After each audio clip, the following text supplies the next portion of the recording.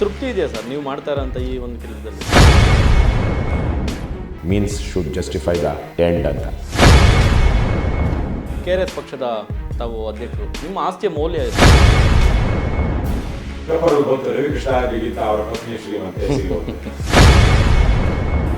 Sir, ಮೂರು ಪಕ್ಷಗಳು ಇರುವಾಗ KRS ಪಕ್ಷವನ್ನ ನಾವು ಯಾಕೆ ಬೆಂಬಲಿಸಬೇಕು ಅಂತ ಹೇಳಿ?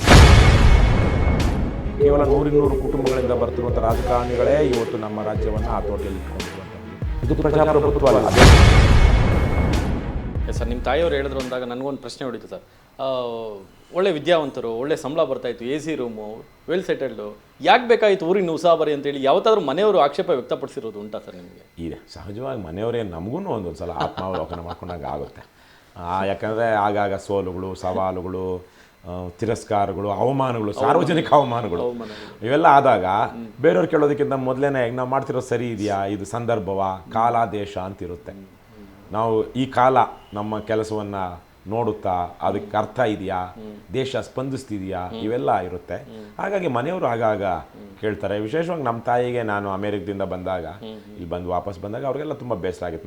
ನಮ್ಮ ತಾಯಿಗೆ, ನಮ್ಮ ತಂದೆಗೆ, ನಮ್ಮ ಅಣ್ಣನಿಗೆ, ಅವರಿಗೆಲ್ಲ ಏನಕ್ಕೆ ಇದಾಗುತ್ತಾ, ಇಂಥ ಇವನು ಹೇಳೋವಂಥ ಆದರ್ಶ ಇವೆಲ್ಲ ಬೇಕಾಗಿದೆ ಅಂತ. ನಮ್ಮ ಮನೆಯವ್ರಿಗೂ ಏನು ಅಷ್ಟು ಇವನು ಒಳ್ಳೆಯದನ್ನು ಬೆಂಬಲಿಸಬೇಕು ಅನ್ನೋ ಕಾರಣಕ್ಕಾಗಿ ನನ್ನ ಜೊತೆಗೆ ಇದ್ದಾರೆ ಹೊರತು ಬೇರೆ ಇದ್ಯಾವುದು ಅಲ್ಲಿ ಇದು ಸರಿ ಅನ್ನುವಂಥ ಭಾವನೆ ಬಹುತೇಕ ದಿನಗಳಿರಲಿಲ್ಲ. ಈಗ ನಿಮಗೆ ತೃಪ್ತಿ ಇದೆಯಾ ಸರ್ ನೀವು ಮಾಡ್ತಾ ಇರೋಂಥ ಈ ಒಂದು ಕೆಲಸದಲ್ಲಿ? ನಿಮಗೆ ನನ್ನ ಮುಖದಲ್ಲಿ ಇವಾಗ ನಗು, ಒಂದು ರೀತಿಯಲ್ಲಿ ಸಂತೋಷ, ಒಂದು ರೀತಿ ನಿರಾಳತೆ ಕಾಣಿಸ್ತಾ ಇದೆ ಅಂದರೆ ನನಗೆ ತೃಪ್ತಿ ಇದೆ. ಅಷ್ಟೇ ಅಲ್ಲದೆ ಸರ್, ನಮ್ಮಂಥ ಸಾವಿರಾರು ಲಕ್ಷಾಂತರ ಯುವಕರನ್ನ ತಾವು ಸೆಳೆದಿದ್ದೀರಿ ಸರ್, ಅದೊಂದು ಕೂಡ ತೃಪ್ತಿ ತಂದಿರುವಂಥ ವಿಷಯ ಅಂತ ಹೇಳ್ಬೋದು.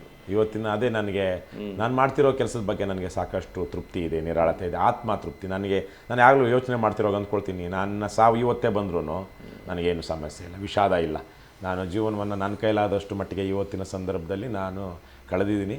ಅದು ಯಶಸ್ಸು ಅನ್ನುವಂತಹದ್ದು ಬೇರೆ ಬೇರೆ ಮಾನದಂಡಗಳಿಂದ ನಾವು ಅಳಿಬೇಕಾಗುತ್ತೆ. ಆದರೆ ಕಳೆದ ಒಂದು 10-15 ವರ್ಷಗಳಿಂದ ನಾನು ಮಾಡಿರುವಂತಹ ಒಂದು ಕೆಲಸ ಅಥವಾ ಹಿಡಿದ ದಾರಿ ನನಗೆ ಅಪಾರವಾದ ತೃಪ್ತಿ ಕೊಟ್ಟಿದೆ. ನಾವು ಗಾಂಧಿ ಹೇಳಿದ ಹಾಗೆ, ಮಹಾತ್ಮ ಗಾಂಧೀಜಿ ಹೇಳಿದ ಹಾಗೆ, ನಾವು ಮುಟ್ಟುವ ಗುರಿಯಷ್ಟೇ ಪವಿತ್ರವಾಗಿ ನಮ್ಮ ಆ ಗುರಿಯನ್ನು ಮುಟ್ಟುವ ದಾರಿನೂ ಇರಬೇಕು.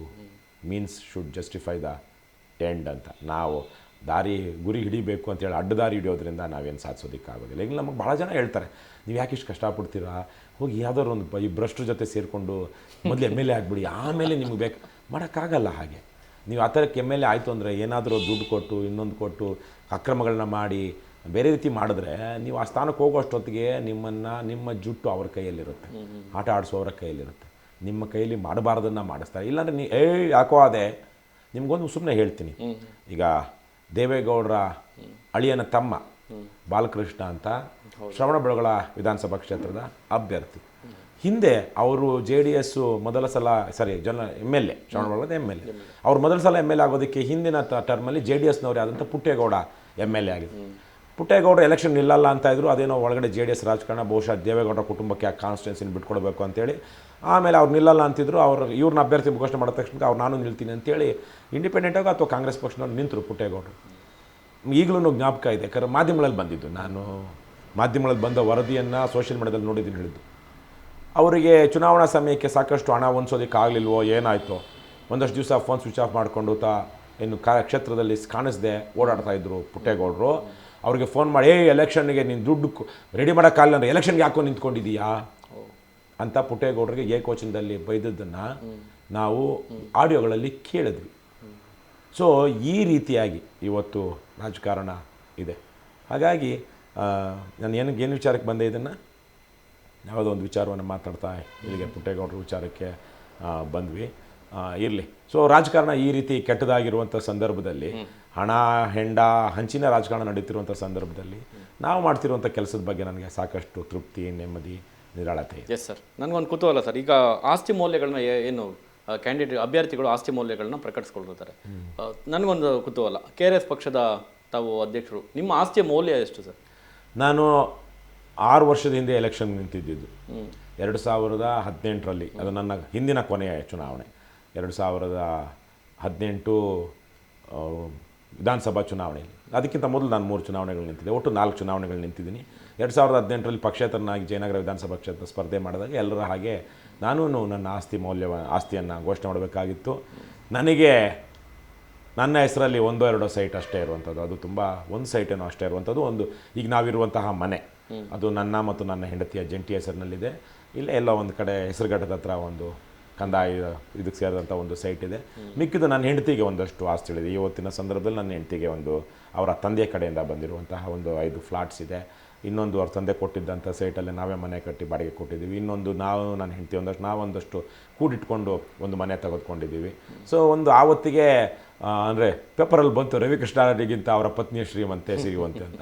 ಆದರೆ ಹಾಗೇನೂ ಇಲ್ಲ. ಈಗ ನನಗೆ ನಮ್ಮ ಕುಟುಂಬದ ಆಸ್ತಿನೂ ಇದೆ, ಆದರೆ ಅದು ಇನ್ನು ನಮ್ಮ ತಂದೆಯವರ ಹೆಸರಲ್ಲ ಇದೆ. ಸೊ ಹಾಗಾಗಿ ಊರ ಕಡೆ ಒಂದಷ್ಟು 10 ಹಲವು ಕೋಟಿ ಆಸ್ತಿ ಇದೆ. ಆದರೆ ನಾನು ತುಂಬ ಸರಳವಾಗಿ ಬದುಕ್ತಾ ಇದ್ದೀನಿ. ಒಟ್ಟಾರೆ ತಾವು ಕೂಡ ಕೋಟಿ ಹೊಡೆಯ ಸರ್? ಕೋಟಿ. ನಾನು ಅಮೇರಿಕದಲ್ಲಿ ಇದ್ದಂಥವನು. ನಾನು ಕರ್ನಾಟಕದಲ್ಲಿ 2006ರಲ್ಲಿ ಒಂದು ವಿಕ್ರಾಂತ ಕರ್ನಾಟಕ ಅನ್ನುವಂಥ ಒಂದು ವಾರಪತ್ರಿಕೆಯನ್ನು ನಾನು ಅಮೇರಿಕದಲ್ಲಿ ದುಡಿದ 3 ವರ್ಷಗಳ ಸೇವಿಂಗ್ಸು, ಬಹಳ ಸರಳವಾಗಿ ಬದುಕ್ತಾ 3 ವರ್ಷದ ಸೇವಿಂಗ್ಸನ್ನು ಒಂದೇ ವರ್ಷದಲ್ಲಿ ಕಳೆದೆ. ಅದು ಕಳೆದೆ ಅನ್ನೋದನ್ನು ಸಹ ನಾನು ಖುಷಿಯಾಗಿ ಹೇಳ್ಕೊಳ್ತೀನಿ. ಒಂದೇ ವರ್ಷದಲ್ಲಿ ಕಳೆದೆ. ಭಾಳ ಒಳ್ಳೆಯ ಪತ್ರಿಕೆ ಮಾಡಿದ್ದೆ. ಆವತ್ತು ಆ ಪತ್ರಿಕೆ ಮಾಡುವಂಥ ದುಡ್ಡನ್ನು ಸುಮ್ಮನೆ ನೆಲದ ಮೇಲೆ ಬಿಸಾಕಿದರೆ ಇವತ್ತು ನಾನು ಒಂದು 50-100 ಕೋಟಿ ರೂಪಾಯಿ ಆಸ್ತಿ ಇರ್ತಾಯಿತ್ತು. ನಾನು ದುಡಿದಿದ್ದೀನಿ, ತುಂಬ ಏನೂ ದುಡ್ದಿಲ್ಲ. ಸಹಜವಾಗಿ ಸರಳವಾಗಿ ಅಮೇರಿಕದಲ್ಲಿದ್ದಾಗಲೂ ನನ್ನ ಕೈಲಾದಷ್ಟು ದುಡ್ದಿದ್ದೀನಿ, ಸೇವಿಂಗ್ಸ್ ಮಾಡಿದ್ದೀನಿ, ಇನ್ವೆಸ್ಟ್ ಮಾಡಲಿಲ್ಲ. ನಾನು ತಲೆ ಕೆಡಿಸ್ಕೊಂಡಿಲ್ಲ. ನನ್ನ ಇನ್ವೆಸ್ಟ್ಮೆಂಟ್ ಏನಿದ್ರು ಜನರ ಮೇಲೇ. ನನಗೆ ಎಷ್ಟು ಬದುಕೋದಕ್ಕೆ ಎಷ್ಟು ಬೇಕೋ ಅಷ್ಟಿದೆ. ಒಬ್ಬ ಮನುಷ್ಯ ಶ್ರೀಮಂತ ಅಂತ ಹೇಗೆ ಪರಿಗಣಿತನಾಗ್ತಾನೆ? ಅವನ ಅಗತ್ಯಕ್ಕಿಂತ ಹೆಚ್ಚುವರಿಯಾಗಿ ₹1 ಇದ್ದರೂ ಅವನು ಶ್ರೀಮಂತ ಅಂತ ಒಂದು ಮಾತಿದೆ. ಸೊ ಹಾಗಾಗಿ ನಾನು ಕೋಟ್ಯಾಧೀಶ, ಲಕ್ಷಾಧೀಶ್ವರನೂ ಅಲ್ಲ, ಶ್ರೀಮಂತನೇ. ಆದರೆ ನಾನು ಆ ರೀತಿ ಏನು ಬದುಕ್ತಾ ಇಲ್ಲ. ನಾನಾಗಲಿ ನಮ್ಮನೆ ತುಂಬ ಸರಳವಾಗಿ, ನಮ್ಮ ಕುಟುಂಬನೇ ಒಂದು ರೀತಿಯಲ್ಲಿ ಸರಳವಾಗಿ ಬದುಕ್ತಾ ಇದ್ದೀವಿ. ಹಾಗಂತೇಳಿ ತುಂಬ ಇದೆ ನಮಗೆ ಅಂತೂ ಇಲ್ಲ. ಆದರೆ ನಾವೇನು ಬಡತನದಲ್ಲಿಲ್ಲ. ಆಮೇಲೆ ನಾವು ಅಹಂಕಾರದಲ್ಲಿ ಮೆರೆಯುವಷ್ಟು ಆ ದುಡ್ಡು ಇಲ್ಲ. ಆ ಥರ ಇದ್ರೂ ಬಹುಶಃ ನಮಗೂ ಅದು ಬರೋದಿಲ್ಲ. ನಮ್ಮದೊಂದು ತತ್ವ, ಸಿದ್ಧಾಂತ, ಜೀವನದ ಒಂದು ಮೌಲ್ಯಗಳು, ನಾವು ಕಟ್ಕೊಂಡಿರುವಂಥ ಮೌಲ್ಯಗಳು. ಹಾಗಾಗಿ ರವಿಕೃಷ್ಣಾರೆಡ್ಡಿ ಒಬ್ಬ ಸಾಮಾನ್ಯ ವ್ಯಕ್ತಿಯ ರೀತಿಯಲ್ಲೇ ಬದುಕ್ತಿದ್ದಾನೆ ಹೊರತು ಯಾವುದೇ ಹಮ್ಮು ಬಿಮ್ಮು ಹಣದ ಅಹಂಕಾರದಲ್ಲಿ ಇಲ್ಲ. ಅಷ್ಟನ್ನಷ್ಟೇ ನಿಮಗೆ ಹೇಳೋದಕ್ಕೆ. ನೀವು ಆಸ್ತಿಯನ್ನು, ಯಾಕಂದರೆ ಈಗಲೂ ನಿಮಗೆ ಕುತೂಹಲ ಇದ್ದರೆ ನಮ್ಮದೊಂದಷ್ಟು ಆಸ್ತಿ 6 ವರ್ಷದಿಂದ ಹೇಳಿರುವಂತಹದ್ದು ಏನು, ನನ್ನ ಅಫಿಡವಿಟ್ ಈಗಲೂ ಆನ್ಲೈನಲ್ಲಿ ಸಿಗುತ್ತೆ, ಎಲೆಕ್ಷನ್ ಕಮಿಷನ್ ವೆಬ್ಸೈಟಲ್ಲಿ ತೆಗೆದು ನೋಡಬಹುದು.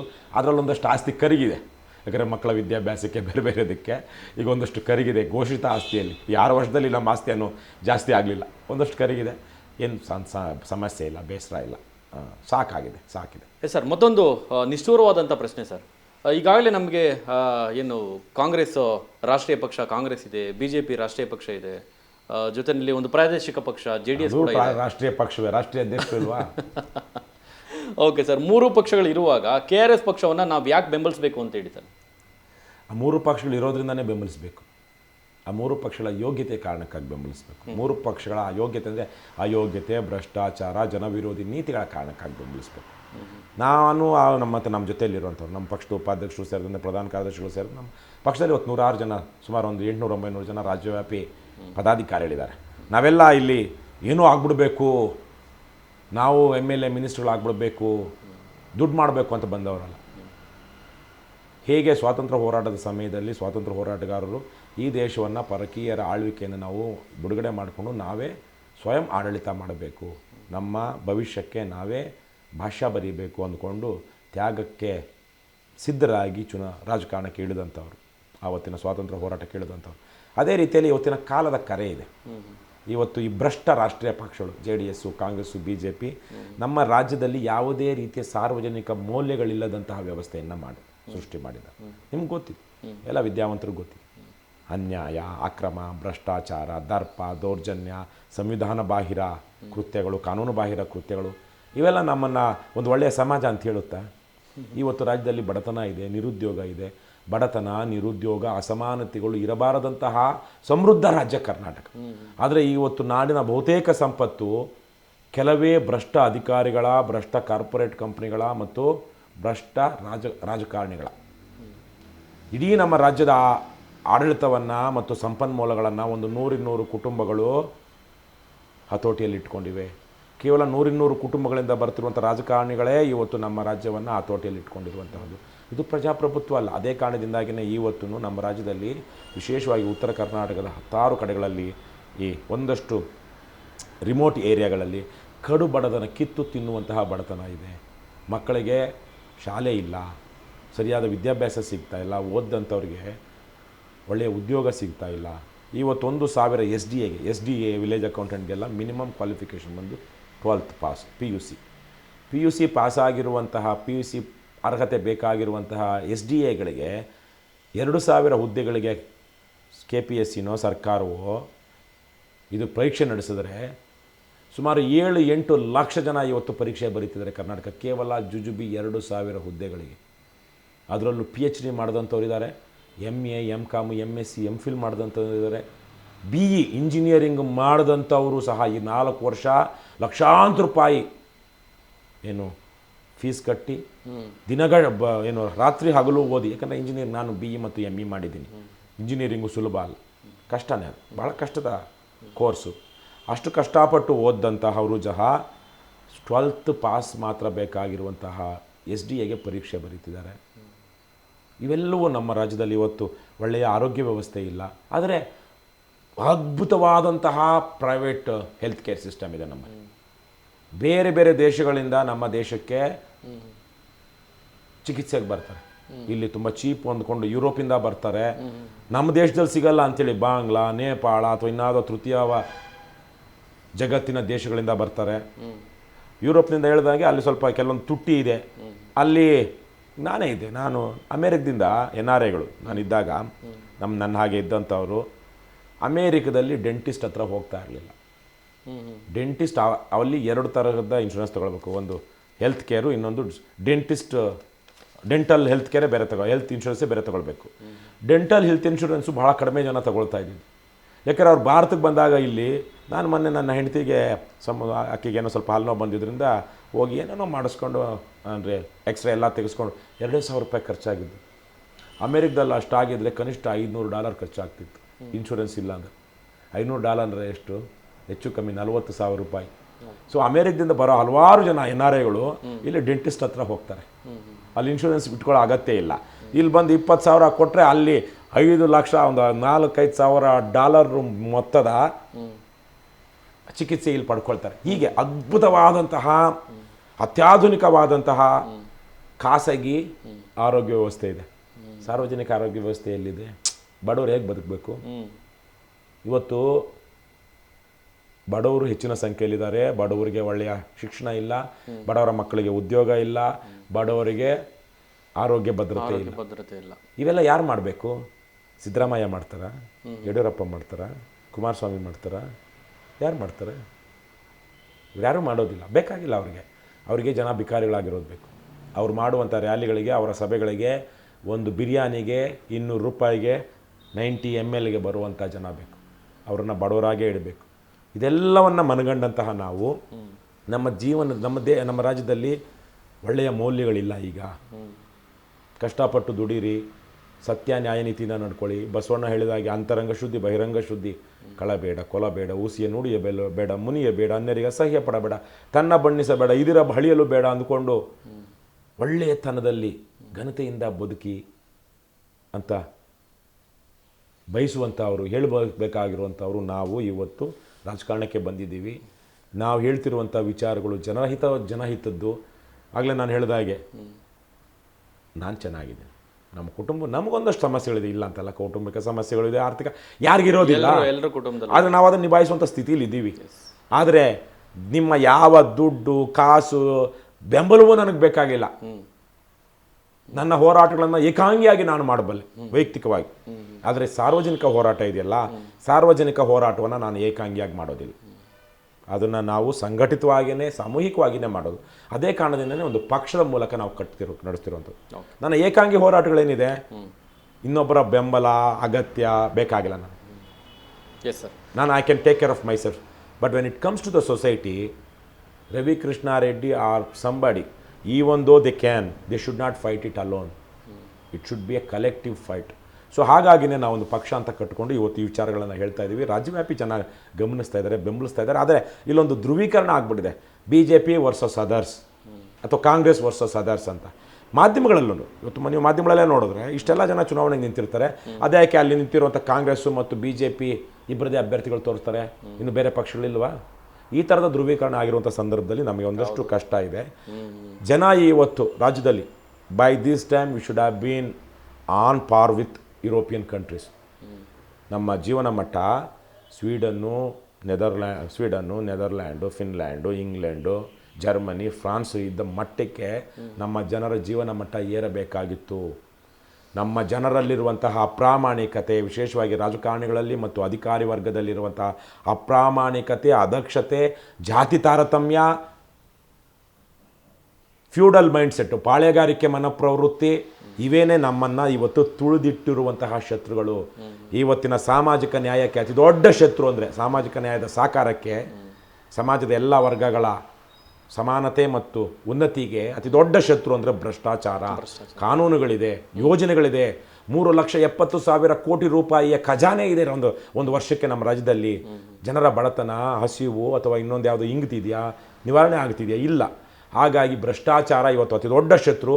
ಭ್ರಷ್ಟಾಚಾರವನ್ನು ಬಿಡದೆ ಈ ಪಕ್ಷಗಳು ಇಲ್ಲ. ಭ್ರಷ್ಟಾಚಾರ ಕೃಪಾಪೋಷಿತ ಸಂಸ್ಥೆಯ ಅಧ್ಯಕ್ಷಗಳು ಪೂರ್ವಾಧ್ಯಕ್ಷಗಳೇ ಸಿದ್ದರಾಮಯ್ಯ, ಬೊಮ್ಮಾಯಿ, ಯಡಿಯೂರಪ್ಪ, ಕುಮಾರಸ್ವಾಮಿ, ದೇವೇಗೌಡ ಇವರೆಲ್ಲನೂ. ಹಾಗಾಗಿ ಭ್ರಷ್ಟ ರಾಷ್ಟ್ರೀಯ ಪಕ್ಷಗಳನ್ನು ತಿರಸ್ಕರಿಸಿದರೆ ಮಾತ್ರ ನಿಮಗೆ ಉಳಿಗಾಲ. ಕರ್ನಾಟಕ ರಾಷ್ಟ್ರ ಸಮಿತಿ ಪಕ್ಷವನ್ನೇ ಬೆಂಬಲಿಸಿ ಅಂತ ನಾನು ಕೇಳೋದಿಲ್ಲ. ಆದರೆ ಇವತ್ತು ಕರ್ನಾಟಕ ರಾಷ್ಟ್ರ ಸಮಿತಿ ಪಕ್ಷ ಮಾತ್ರ ರಾಜ್ಯದ ಪ್ರಜ್ಞಾವಂತರ, ವಿದ್ಯಾವಂತರ ಏಕೈಕ, ಸಹಜ ಮತ್ತು ಸ್ವಾಭಾವಿಕ ರಾಜಕೀಯ ಆಯ್ಕೆ. ಬೇರೆ ಪಕ್ಷ ನಮಗಿಂತ ಒಳ್ಳೇದಿದ್ರೆ ನೀವು ಮಾಡ್ಕೊಳ್ರಪ್ಪ, ನಮಗೂ ನಾವು ಬಿಡು ತಗೊಳ್ತೀವಿ. ರಾಜಕಾರಣದ ಮಧ್ಯೆ ನಾವು ಬಿಡು ತಗೊಳ್ತೀವಿ, ರಾಜಕಾರಣನೂ ಬೇಡ ಅಂತೀವಿ. ಬೇರೆಯವ್ರು ಯಾರೋ ಒಳ್ಳೆಯವ್ರು ನಮಗಿಂತ ಚೆನ್ನಾಗಿ ಕೆಲಸ ಮಾಡೋದಕ್ಕೆ ಬಂದರೆ ಚೆನ್ನಾಗಿ ಮಾಡಲಿ ಅಂತ ಖುಷಿ ಪಡ್ತೀವಿ. ನಮಗೇನು ಹೊಟ್ಟೆ ಕಿಚ್ಚಿಲ್ಲ, ಅಯ್ಯೋ ನಾವು ಮಾಡ್ತಾ ಇದ್ದೀವಿ ನಮಗೆ ಬೇಕು ಅಂತೇನಿಲ್ಲ. ಬೇರೆ ಬೇರೆ ಪಕ್ಷಗಳಿಗೆ ನಾವು ಅದೇ ಕಾರಣದಿಂದಾಗಿ ಹಿಂದೆ ಜೊತೆಗೆ ಬನ್ನಿ ಕೆಲಸ ಮಾಡೋಣ ಅಂತ ಹೇಳ್ತಾ ಇದ್ವಿ. ಆದರೆ ನಮ್ಮಷ್ಟು ಉದಾರತೆ ನಾನು ರಾಜ್ಯದಲ್ಲಿ ಬೇರೆ ಯಾವ ಪಕ್ಷದಲ್ಲೂ ಕಂಡಿಲ್ಲ. ನಮ್ಮ KRS ಪಕ್ಷದಷ್ಟು ಉದಾರತೆ ಸಮಾಜದ ಬಗ್ಗೆ ಎಲ್ಲರೂ ಅವರವ್ರದ್ದೇ ಆದಂಥ ಸೀಮಿತವಾದಂತಹ ಮೈವೇ ಆರ್ ಹೈವೇ ಅನ್ನುವಂಥದ್ದು. ನಾವು ಎಲ್ಲರೂ ಒಳಗೊಳಗೆ ಸಿದ್ಧ ಇದ್ದೀವಿ. ಆದರೆ ಅವರು ಅವರವ್ರದ್ದೇ ಬಾಲಂಗೋಚಿಗಳಾಗಿ ಬೇರೆ ಬೇರೆಯವ್ರ ಜೊತೆ ಹೋಗ್ತಾರೆ. ಇವತ್ತು ನಮ್ಮ ರಾಜ್ಯಕ್ಕೆ ಅಂಟಿರುವಂಥ ಶಾಪ ಭ್ರಷ್ಟಾಚಾರ, ಅಸಮಾನತೆ, ಅನೀತಿ, ಅಪಮೌಲ್ಯಗಳ ಪ್ರವರ್ತಕರು Congress, BJP, JDS, JCB, JDS, Congress, BJP ಆ 3 ರಾಷ್ಟ್ರೀಯ ಪಕ್ಷಗಳು ಅವುಗಳನ್ನು ತಿರಸ್ಕರಿಸಿ ಆ ಕಾರಣಕ್ಕಾಗಿ ಅವರನ್ನು ಯಾವ ಕಾರಣಕ್ಕಾಗಿ ನೀವು ತಿರಸ್ಕರಿಸ್ತೀರೋ ಅವ್ರನ್ನ ತಿರಸ್ಕರಿಸೋದಕ್ಕೆ ನಿಮ್ಗೊಂದು ಕಾರಣಗಳು ಬೇಕಲ್ವಾ? ಆ ಕಾರಣಗಳು ತೋರಿಸ್ತಾ ಇರುವಂತಹ ಮತ್ತು ಅದರ ವಿರುದ್ಧವಾಗಿ ಸತ್ಯ, ನ್ಯಾಯ, ನೀತಿ, ಧರ್ಮದ ಹಾದಿ ಹಿಡಿದಿರುವಂಥ ಇನ್ನೊಂದು ಪರ್ಯಾಯ ಆಯ್ಕೆ ಬೇಕಲ್ವ ನಿಮಗೆ? ಯಾವುದದು? KRS party. ಅದಕ್ಕಾಗಿ ಬೆಂಬಲಿಸಿ. TV12 ಕನ್ನಡ, ಇದು ಕನ್ನಡಿಗರ ಧ್ವನಿ.